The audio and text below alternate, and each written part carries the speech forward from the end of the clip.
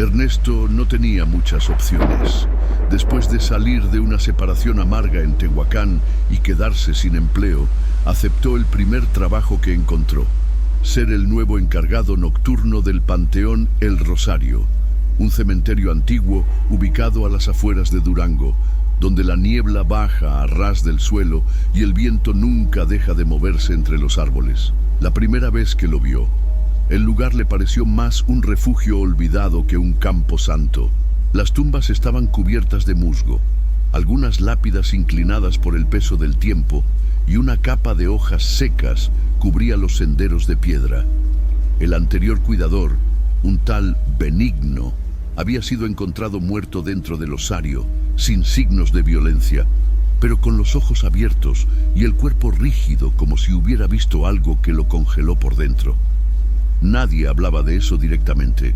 Don Laureano, el administrador del lugar, un hombre de manos agrietadas y mirada seca, le entregó las llaves y le dio instrucciones breves. No hay visitas de noche.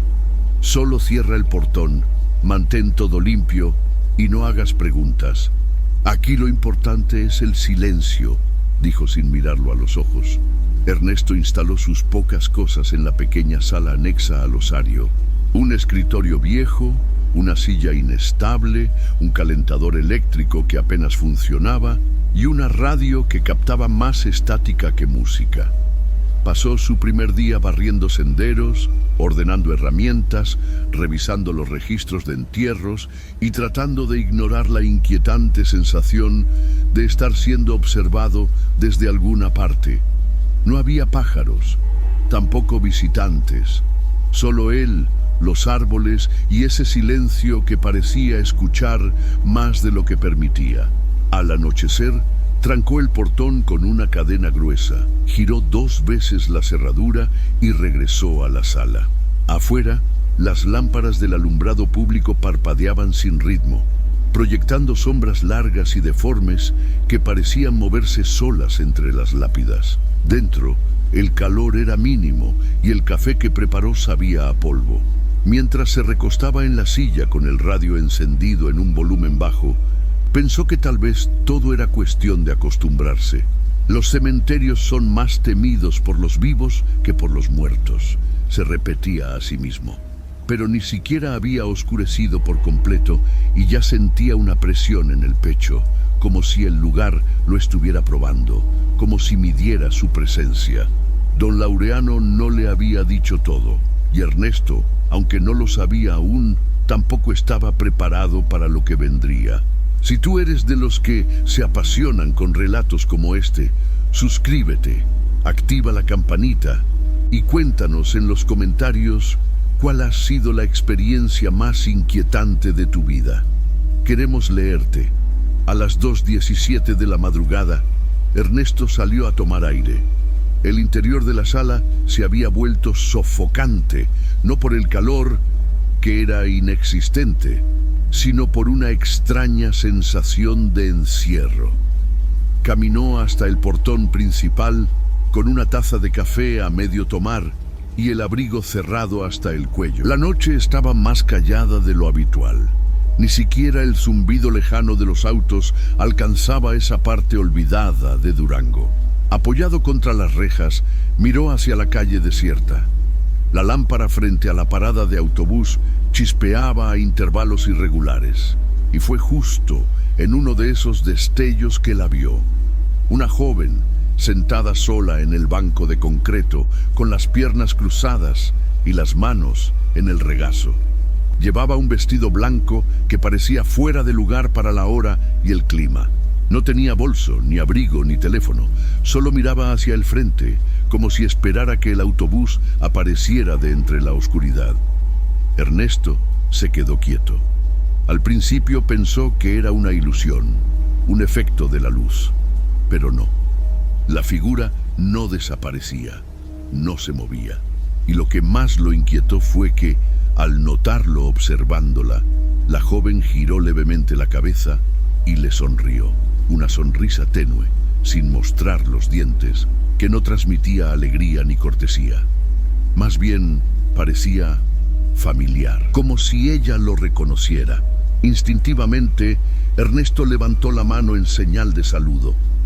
Ella hizo lo mismo, con un movimiento tan suave que parecía no haber viento alguno a su alrededor.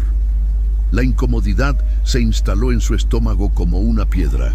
Nadie venía por aquí a esas horas. Los últimos autobuses habían pasado antes de medianoche y la zona no tenía comercios ni bares abiertos. Lo pensó 2 veces, pero aún así se animó a hablar. ¿Estás esperando el transporte?, preguntó en voz alta sin moverse del portón. Ella no respondió. Solo inclinó un poco la cabeza, manteniendo el mismo gesto en los labios. Ernesto sintió un leve cosquilleo en la nuca. Algo le decía que debía cerrar el portón y volver a la sala, pero algo más fuerte, más visceral, le impedía ignorarla. ¿Qué hacía una mujer sola, en plena madrugada, frente a un cementerio? Miró a su alrededor. Ningún coche, ninguna voz. La ciudad parecía haberse suspendido en el tiempo. Decidió actuar. Sacó la llave del bolsillo, la colocó en la cerradura del portón y giró con cuidado. Abrió lentamente, como si temiera que el sonido del metal alertara a algo más que al silencio. Cruzó el umbral y dio unos pasos hacia ella, sin decir palabra. Quería asegurarse de que estaba bien. Nada en ese momento le hacía pensar que estaba a punto de iniciar algo que no podría detener. Y lo que encontró cuando estuvo lo suficientemente cerca para ver sus ojos lo hizo dudar de todo lo que creía normal. Quédate con nosotros hasta el final. Hay cosas que solo se revelan cuando uno ya no puede volver atrás. Desde que cruzó la calle, Ernesto sintió que el ambiente a su alrededor se transformaba. El aire era más denso, como si caminar fuera más difícil, aunque el pavimento estuviera seco.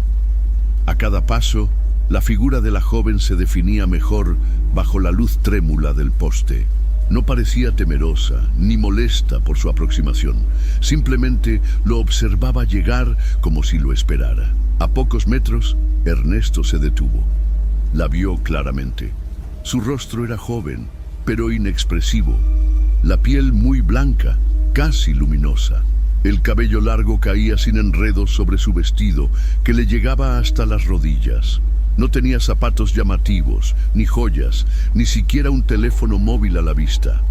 «Buenas noches», dijo él, con una voz que apenas reconocía como suya. «¿Estás bien?». Ella lo miró directo a los ojos. Su sonrisa seguía ahí, tranquila, sin intención aparente. «Estoy esperando el autobús», repitió, con un tono suave, casi ausente. Ernesto tragó saliva. Quiso explicarle que no habría más autobuses esa noche, que lo que ella esperaba no vendría. Pero las palabras no salían. Era como hablar bajo el agua. Finalmente pudo decir: «No creo que pase ningún camión a esta hora. Si quieres, puedo ofrecerte un lugar donde esperar. Está aquí adentro, en la sala del Panteón. No es gran cosa, pero al menos no estás en la calle». La joven lo miró en silencio. Por un instante pensó que ella se negaría, pero luego asintió con la cabeza y dijo: «Solo hasta que amanezca».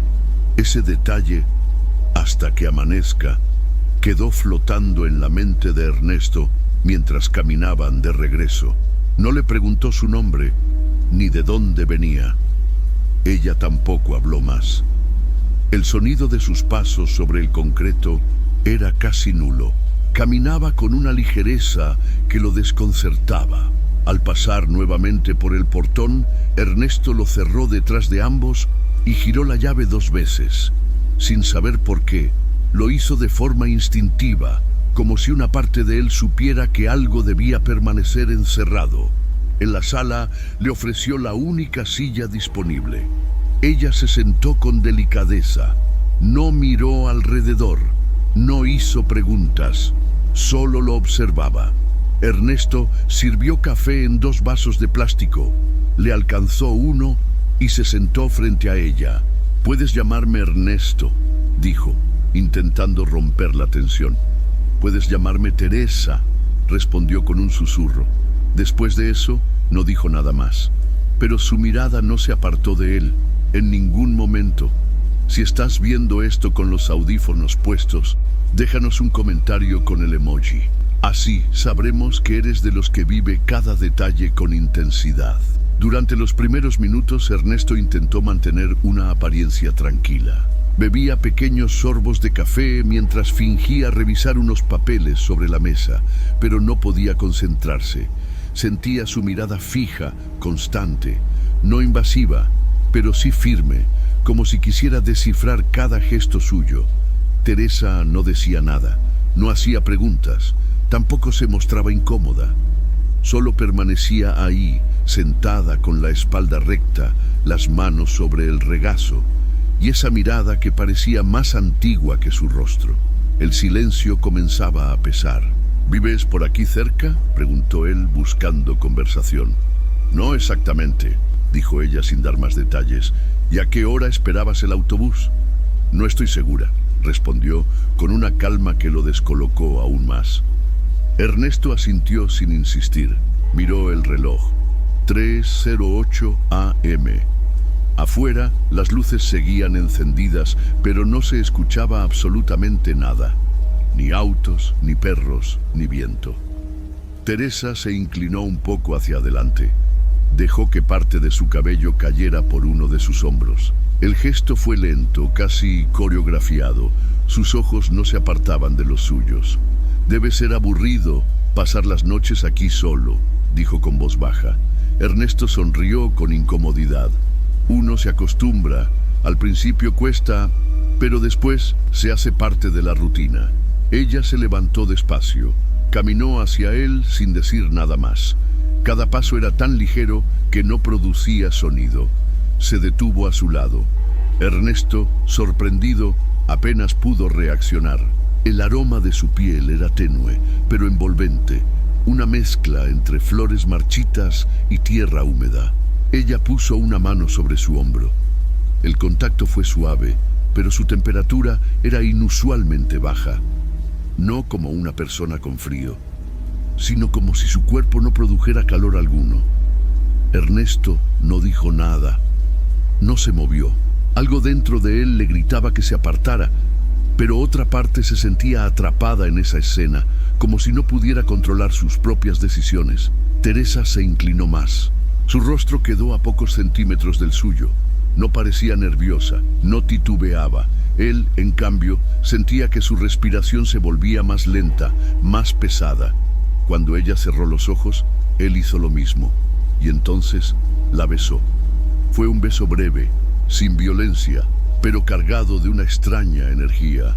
Sus labios eran fríos, no gélidos, pero sí antinaturales. Y apenas el contacto se hizo más profundo, Ernesto sintió algo muy particular. Un hormigueo que le recorrió la nuca, bajando por la espalda como una corriente eléctrica leve, pero persistente. Teresa no se apartó, siguió besándolo con la misma tranquilidad con la que lo había mirado. Pero algo no estaba bien. El aire se volvió denso, casi irrespirable. Y detrás de sus párpados cerrados, Ernesto sintió una imagen fugaz: la sala vacía, la silla caída, papeles flotando en el aire. ¿Estás viendo este video a oscuras? Entonces escríbenos en los comentarios con la palabra luz y dinos si ya sentiste algo similar en tu vida. Ernesto no recordaba en qué momento dejó de estar consciente. Solo sabía que, al abrir los ojos, ya no estaba de pie ni sentado ni en contacto con ella. Yacía en el suelo frío de la sala con la espalda adolorida y la cabeza latiéndole como un tambor.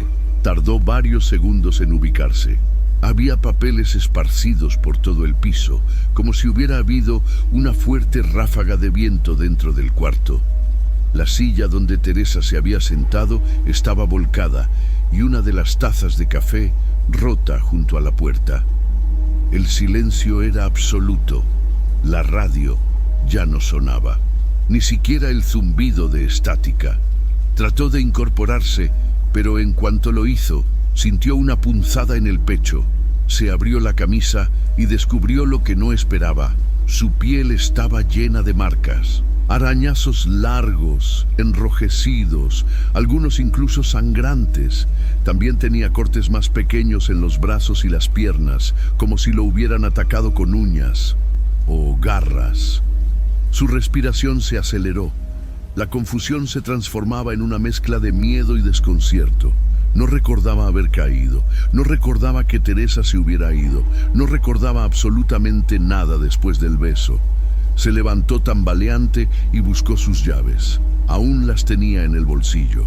Caminó hacia la puerta con la esperanza, o quizás el temor, de encontrarla abierta.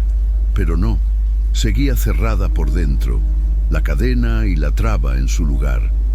¿Cómo pudo haber salido Teresa?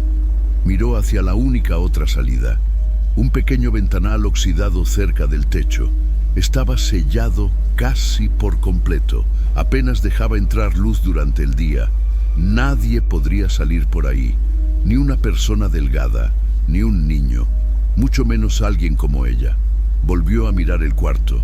El aire tenía un leve aroma a flores marchitas, el mismo que percibió cuando ella lo besó. Seguía allí, como una sombra invisible. No se escuchaban pasos, ni voces, ni ruidos afuera. Solo el tic-tac del reloj de pared, marcando las 4:26 de la madrugada. Ernesto se sentó en el suelo, sin fuerzas. No podía explicarlo.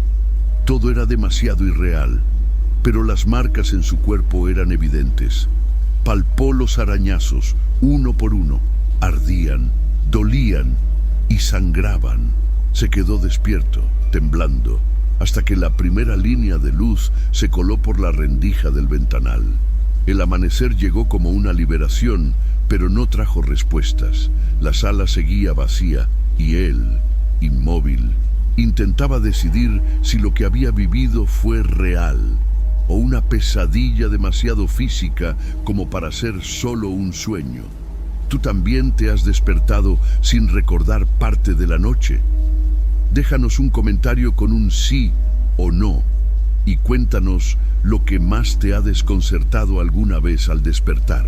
3 semanas después de aquella madrugada, Ernesto ya no trabajaba de noche. Había solicitado el cambio sin dar explicaciones. Don Laureano, que sabía más de lo que decía, aprobó sin hacer preguntas. Desde entonces, las noches del Panteón El Rosario quedaron a cargo de personal rotativo. Ninguno permanecía más de una semana. Eran las 00:42 de un jueves cuando los golpes sacudieron el portón de entrada, fuerte, apresurados, como si alguien estuviera huyendo. Adentro, en el barracón donde se almacenaban las herramientas, el suplente de turno, un joven llamado Iván, se incorporó sobresaltado. Al asomarse por la ventana, vio a un hombre sujetado a las rejas del portón con ambas manos.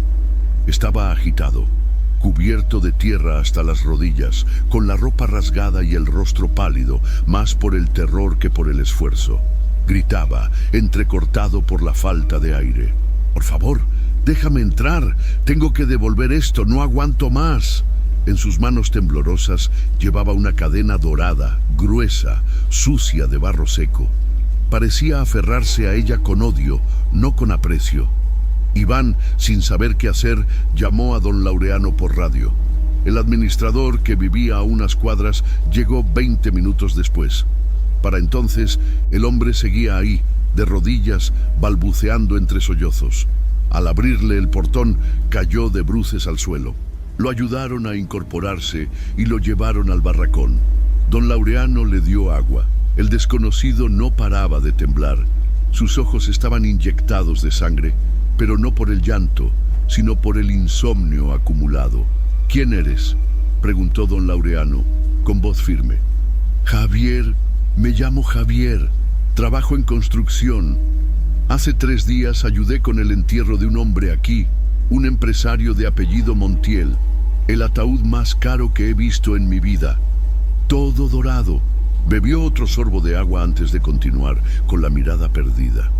Lo vi cuando pusieron esta cadena sobre su pecho antes de cerrar el ataúd. Pensé que nadie lo notaría, que nadie la reclamaría, que un muerto no necesita joyas. Iván y don Laureano se miraron. Nadie dijo nada. Esa misma noche, volví. Abrí la tumba, tomé la cadena y desde entonces no he podido dormir. Lo veo cada noche, parado en la esquina de mi cuarto, con la tierra pegada al rostro. No habla, solo me mira. Pero yo escucho su voz. Dentro de mi cabeza me dice que la devuelva, que es suya. Javier se arrodilló y colocó la cadena sobre el piso del barracón. Parecía quemarle las manos. No quiero morirme así. Por favor, llévenme a su tumba. ¿Alguna vez creíste que algo que llevabas contigo no te pertenecía? Dale, me gusta. Si te ha pasado algo parecido, o si preferirías no saber lo que significa. Don Laureano no hizo más preguntas. Tomó una pala, una linterna de largo alcance y una lámpara de gas. Le pidió a Iván que no los siguiera. Javier, con la cadena envuelta en una tela sucia, caminaba detrás de él, murmurando oraciones rotas que se deshacían en el viento. El panteón, el rosario parecía otro en esa hora profunda de la madrugada. Las sombras entre las lápidas se alargaban con formas deformes, los cipreses crujían con cada ráfaga de aire seco y el cielo estaba cubierto de nubes tan espesas que ni una estrella lograba filtrarse. Caminaron hasta la parte antigua del cementerio. Allí, entre tumbas desgastadas, se alzaba una cruz de hierro fundido con el nombre apenas legible, Horacio Montiel. Javier la señaló con un dedo tembloroso. Ahí está. No lo quiero volver a ver, susurró. Don Laureano no respondió. Encendió la lámpara de gas y comenzó a cavar. La pala entraba con dificultad en la tierra húmeda. El aire era cada vez más pesado, como si la atmósfera se comprimiera sobre sus espaldas. Javier no dejaba de mirar el suelo, con la cadena apretada contra su pecho. A los pocos minutos, la punta de la pala chocó con la madera barnizada del ataúd. Javier dio un paso atrás. Sus ojos se llenaron de lágrimas. «Hazlo tú», dijo, extendiendo la tela con la cadena dentro. Don Laureano abrió el hueco suficiente para que Javier pudiera lanzarla al interior del sepulcro sin necesidad de tocar nada más. Con manos temblorosas, el hombre dejó caer la cadena dentro. Lo que ocurrió después no fue un sonido, ni una imagen clara. Fue un cambio repentino. De pronto se volvió respirable, como si se liberara una presión contenida, como si alguien, hubiera aceptado el final de una conversación silenciosa. Javier se desplomó de rodillas y comenzó a llorar. No gritaba, no rezaba, solo dejaba que las lágrimas fluyeran en silencio, como si una parte de él acabara de ser arrancada. Don Laureano volvió a cubrir la tumba sin decir palabra. Al terminar, colocó de nuevo la cruz de hierro en su lugar y apagó la lámpara de gas. «Vete, no mires atrás», dijo. Javier se levantó con dificultad, no agradeció, no se despidió. Salió del cementerio caminando sin dirección, como si ya no supiera a dónde pertenecía. Esa misma noche, Iván encontró sus cosas aún en el barracón. La radio encendida, el termo sin tocar y una chaqueta sobre la silla. Nunca más lo volvieron a ver, ni en su casa, ni en el trabajo. Don Laureano no reportó el incidente. Solo anotó en su cuaderno, como hacía siempre, una frase: «Montiel ha sido apaciguado, por ahora. Si has llegado hasta aquí, déjanos un comentario con la palabra presente. Queremos saber quién está viviendo esta historia con nosotros en cada detalle». Tras lo ocurrido con Javier, el cementerio volvió a quedar en manos de Ernesto durante el día. Don Laureano había dejado claro que prefería no contratar más vigilantes nocturnos por un tiempo. Demasiadas ausencias, demasiadas historias que nadie quería explicar en voz alta. Una tarde, mientras reorganizaba unos archivos en la oficina del administrador, Ernesto encontró una carpeta vieja, polvorienta, que no estaba registrada en el inventario. Era de cartón rígido, sin etiquetas, y estaba olvidada en el fondo de un cajón bajo llave. La abrió con curiosidad, sin esperar nada fuera de lo común. Pero lo que leyó adentro le heló la sangre. Era un cuaderno escrito a mano con la firma de alguien llamado Matías Ortega. Según una nota anexa, Matías había trabajado en el Panteón 2 años antes, también como encargado nocturno. Había renunciado sin previo aviso y nunca más volvió.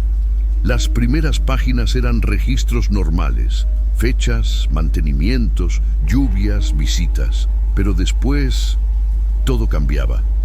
Matías describía en detalle cómo había conocido a una mujer en una fiesta de fin de semana. Su nombre era Lucía. La recordaba con precisión. Cabello oscuro, risa suave, mirada intensa.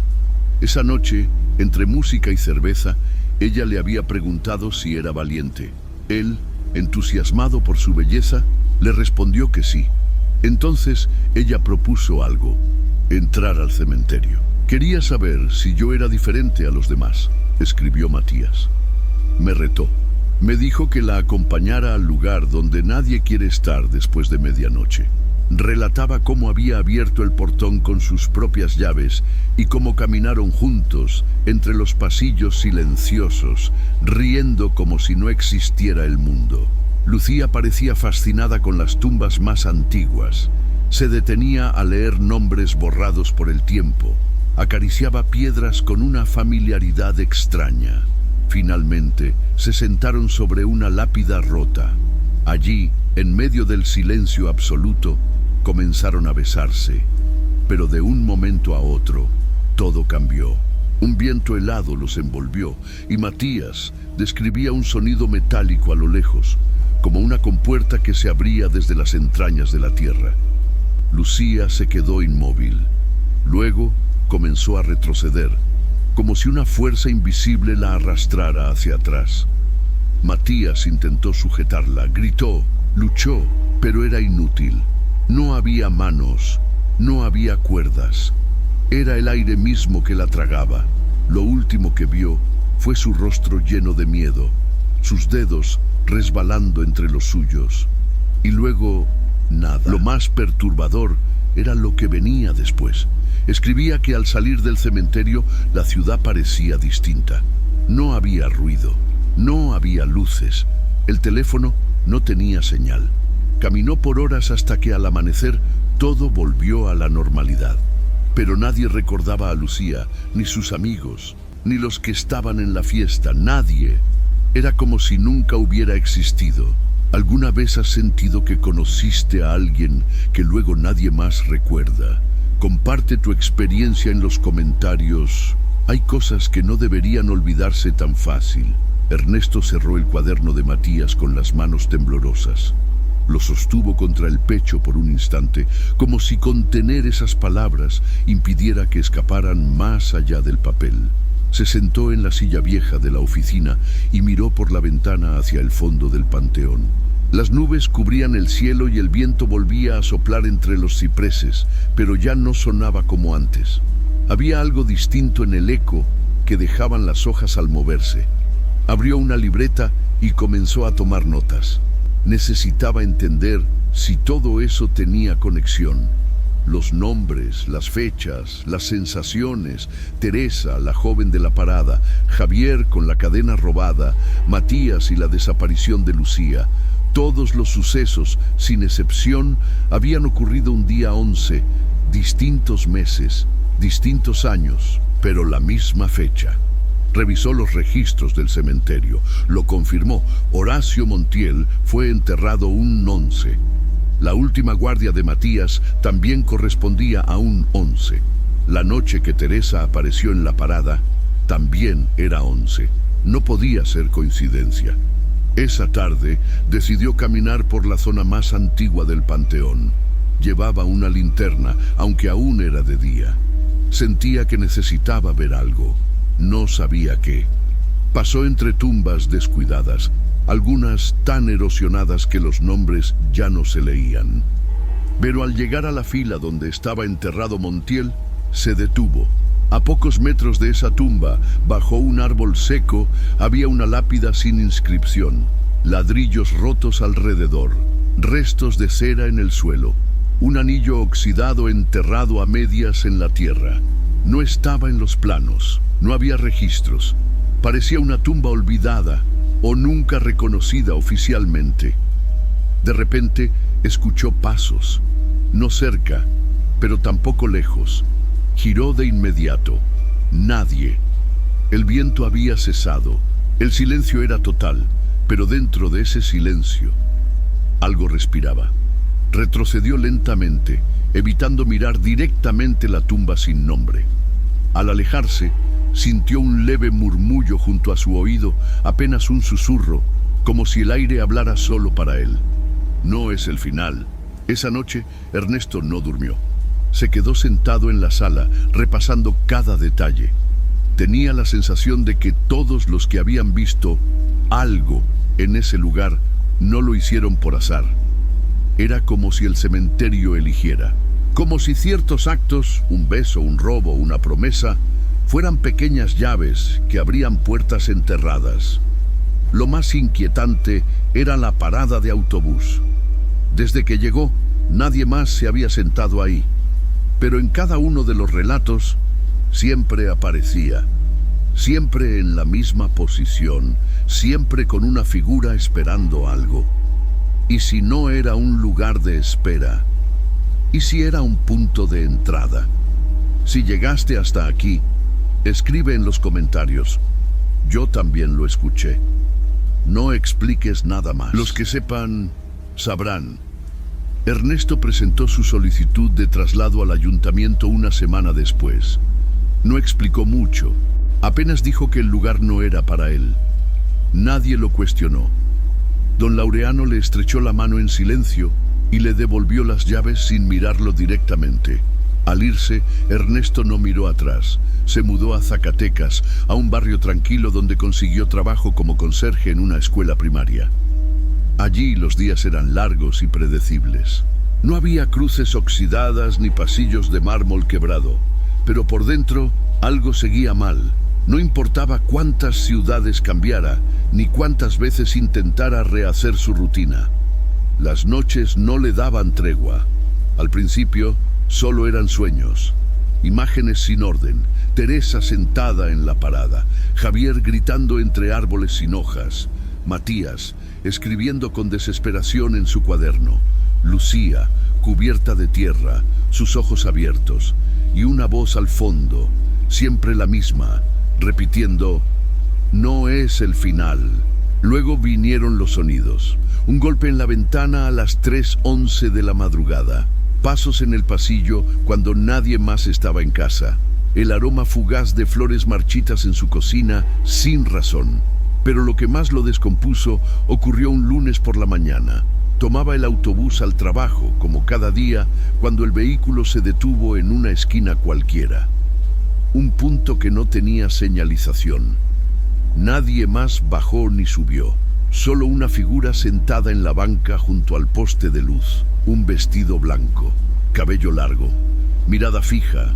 No volteó, no gritó, solo la vio por el rabillo del ojo y supo que era ella. Desde ese día evitó esa ruta, cambió su horario, incluso pidió vacaciones que no necesitaba, pero algo le decía que ya no importaba, porque una vez que se entra al rosario, aunque el cuerpo se marche, algo de uno queda atrapado. Tal vez una imagen, un recuerdo, un fragmento que sigue ahí, dando vueltas entre tumbas mudas. Ernesto comenzó a escribir, no para entender, sino para dejar constancia, para que si algún día otro como él lee esas líneas, sepa qué señales no debe ignorar, y sobre todo, qué preguntas no debe hacerse. En la última página de su libreta escribió solo una frase: lo que espera en la parada no siempre busca irse. Si llegaste hasta el final, escribe en los comentarios: estoy despierto. No digas por qué. No expliques. Solo escríbelo. Algunos entenderán. Otros pronto lo harán.